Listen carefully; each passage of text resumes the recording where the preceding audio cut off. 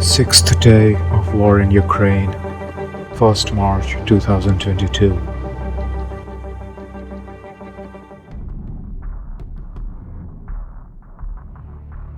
In early morning hours, Freedom Square in Ukraine was struck by Russia.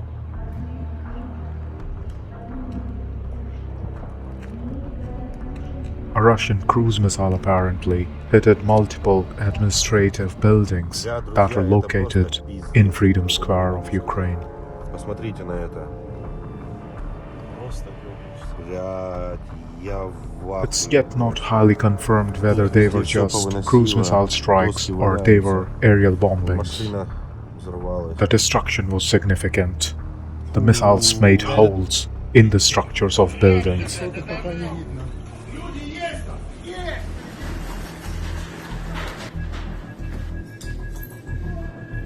In the morning hours of March 1st, 2022, Ukrainian fire and rescue teams made into the site of destruction and damaged buildings, trying to locate and evacuate people who were caught in this act, innocent civilians who were in the blast radius of missile strikes.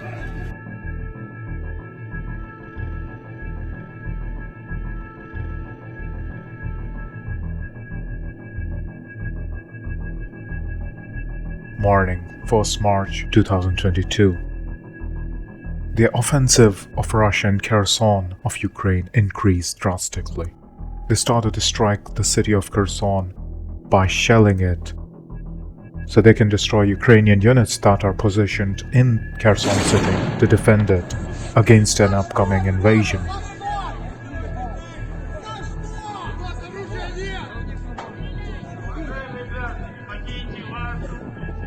In a matter of few hours, Russian troops made into the city of Kherson. We can see a Gaz, Tiger, MRAP, and a BTR.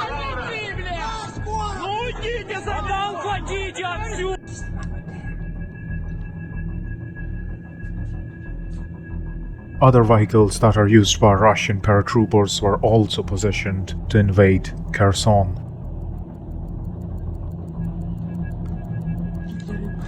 Clearly, they were spotted in the streets of city, patrolling, scanning for targets.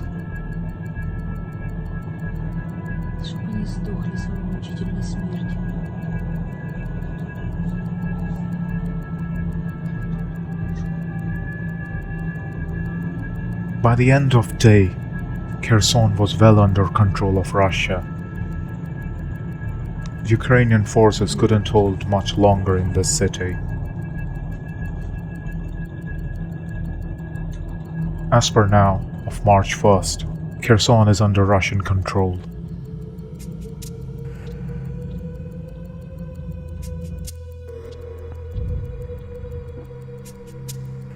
As the supply chain and logistical command of Russian armed forces was not so strong, it was not only spotted, but it was also confirmed that Russian forces present in the regions and in the cities of Ukraine are looting. They are looting supermarkets for food, water, general necessities. They are looting Ukrainian petrol stations for fuel if they lack it. They are even looting civilians in some cases which are yet to be confirmed.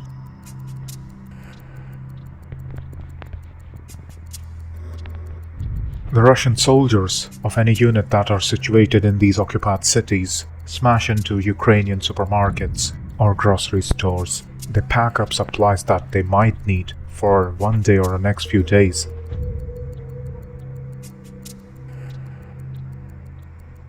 And entire units loot the supermarket, don't pay, and move out, collecting supplies directly from civilians.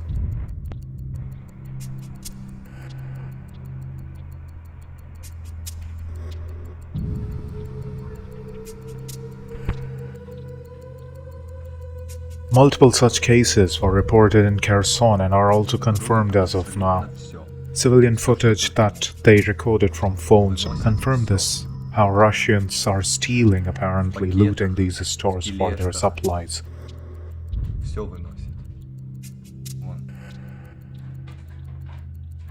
Человек 8. By afternoon of 1st March 2022, Russian military made deep into Kherson. They made successfully well into the center of town of Kherson.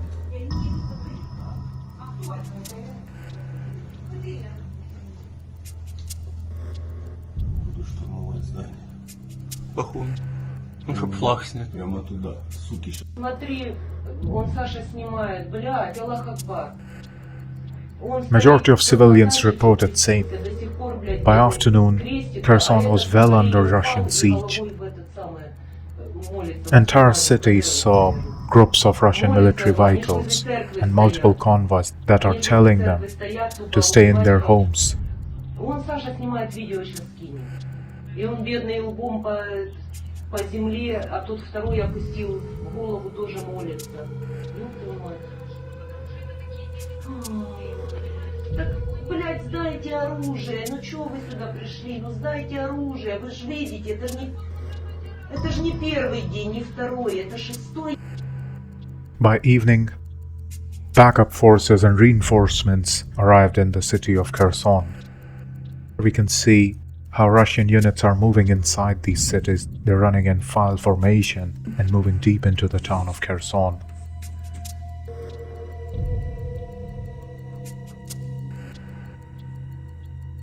С белыми полосочками.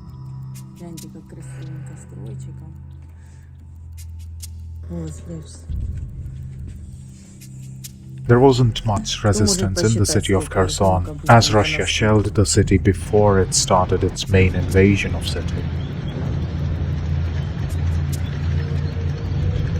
And now by afternoon it was under full control of Russian armed forces.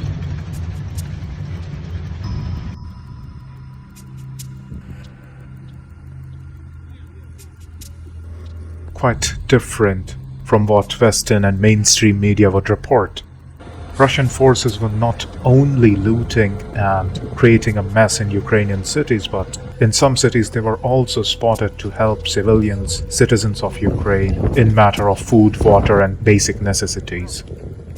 In the video, which was provided by Smart Media and civilians, it was assured and confirmed that Russian forces are also providing civilians with food, water and medicines.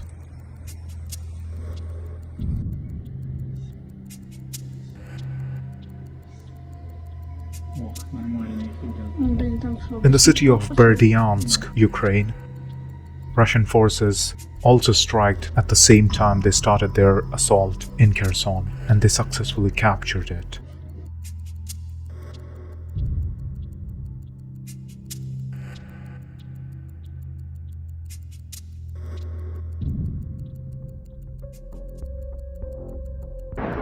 By the late afternoon hours of 1st March 2022, heavy shelling was reported and confirmed in the city of Mariupol.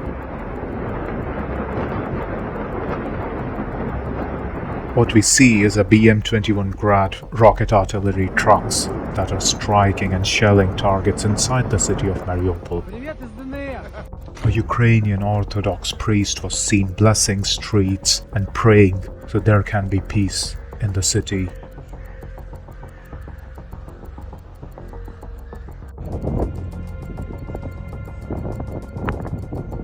In the city of Mariupol later on, Russian attack helicopters, Ka-52 alligators, made deep in, flying way too low to be detected or to give us seriously long window for Ukrainian troops to get a lock on them and fire their manpads or Stinger missiles. These attack helicopters made inside the city of Mariupol. By afternoon of 1st March, they conducted airstrikes against Ukrainian military and resistance.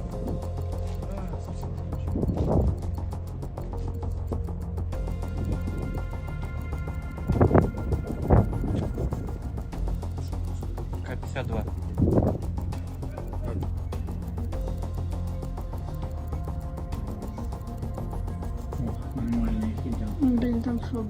In the city of Berdyansk also, by evening, Russian forces moved in and captured the entire town.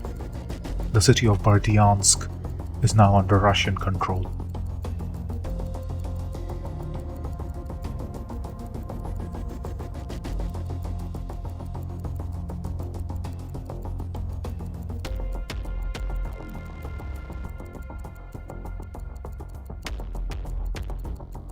At the same time in Kyiv, a different variety of attacks were happening on this day. Russians airstriked the main broadcast news tower of Ukraine that was located in Kyiv. Russians stated this is a center for spreading misinformation regarding the invasion to the Ukrainian civilians and people. Therefore, Russians did airstrike this TV tower in Kyiv and completely destroyed it.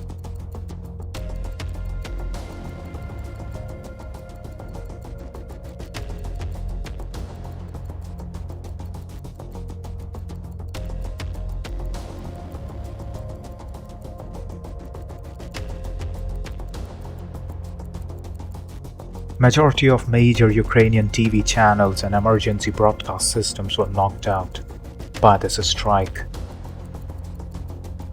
If we look closely, we can clearly see a Russian projectile or apparently missile striking the TV tower, knocking it out completely.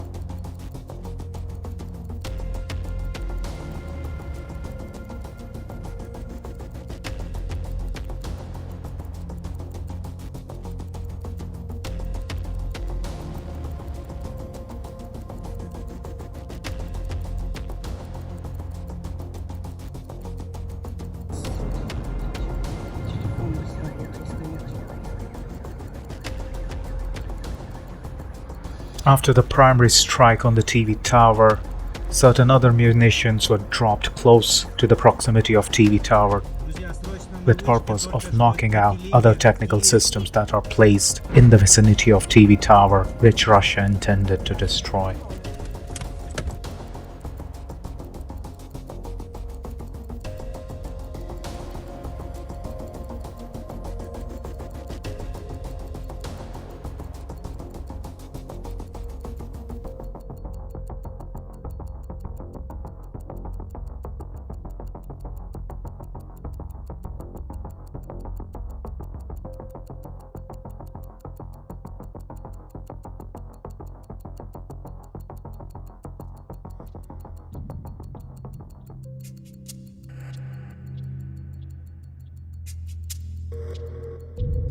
Because you are afraid. Because NATO is not willing to defend. Because NATO is afraid of the World War III, but it is already started. And these are Ukrainian children who are there taking the hit. You're talking about more sanctions, Prime Minister, but Roman Abramovich is not sanctioned.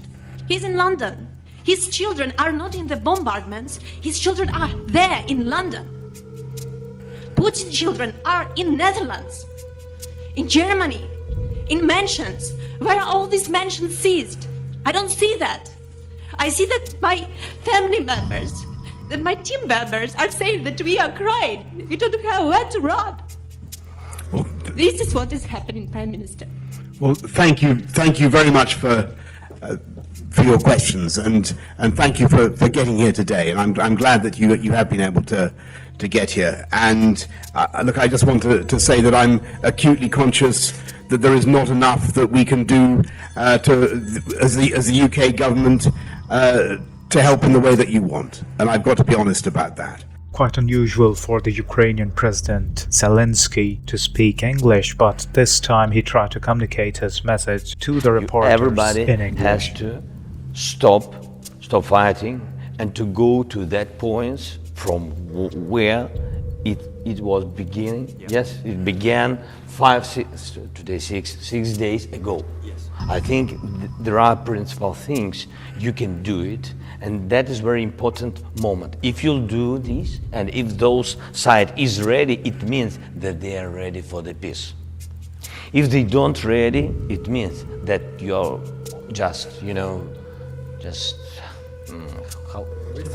wasting time. And do you think you're wasting your time, or do you think they're ready? We'll see. Same day, Ukraine's delegation in United Nations addressed the United Nations Assembly in the New York City. But I wonder if the Russian presence in the United Nations has ever been legitimate. I wonder if ever this assembly voted in accordance with paragraph 2 of Article 4 on admission of the Russian Federation to the United Nations, either in December 1991 or in January 1992 or wherever thereafter. I want to ask the delegates whose countries voted for admission of the Russian delegation to the United Nations to raise their hand to confirm that Russia was admitted to the United Nations according to the Charter. Please, gentlemen, ladies and gentlemen, please raise your hand if your country voted in the formal session of the General Assembly in reply to the letter by President Yeltsin dated December 24, 1991, when he told the United Nations that Russia would like to be a continuator state of the demised Soviet Union. Anyone? Shall I put my glasses if my vision fails me and I don't see any hand raised? Any country? Anyone voted for Russian membership? I leave you with that and think about it when you listen to the Russian delegate. While the Russian delegation was addressing the United Nations Assembly, majority of delegations of other countries, including multiple European countries, United States and United Kingdom, walked out, saying they didn't have to listen what he had to say.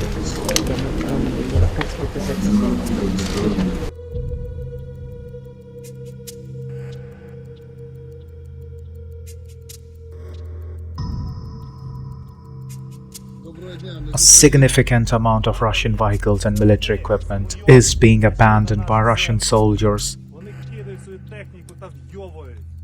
Russian soldiers who lack food, water, basic necessities, fuel for their vehicles, ammunition, and so on. They're just leaving their vehicles fully operational, sometimes out of fuel or out of ammo, and they're running away for their lives, trying to hide somewhere else.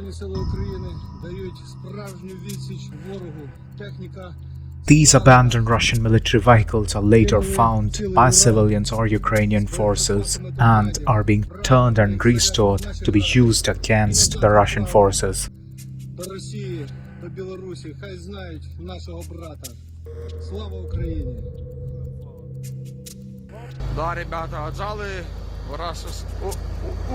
Here is a Pantsir Russian air defense system which is heavily advanced, and it's one of the fourth Panzer air defense systems that was abandoned in this conflict.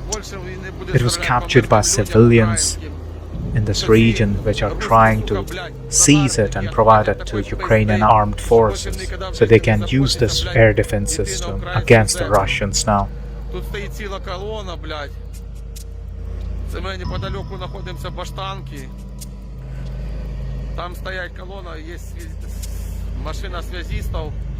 Ще чогось непонятно, блядь.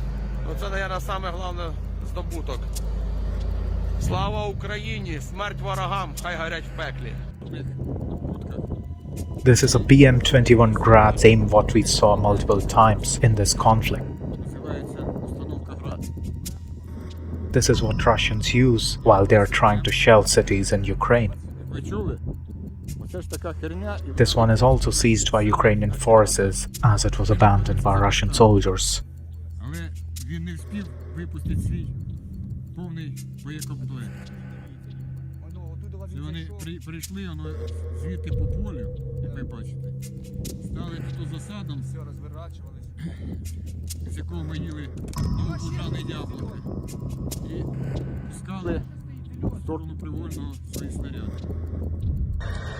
Other Panzer air defense system which was located by civilians and seized was set on fire because apparently Ukrainian soldiers couldn't approach the site on time and civilians decided better we destroy it before Russians come to seize it again and make any use out of it.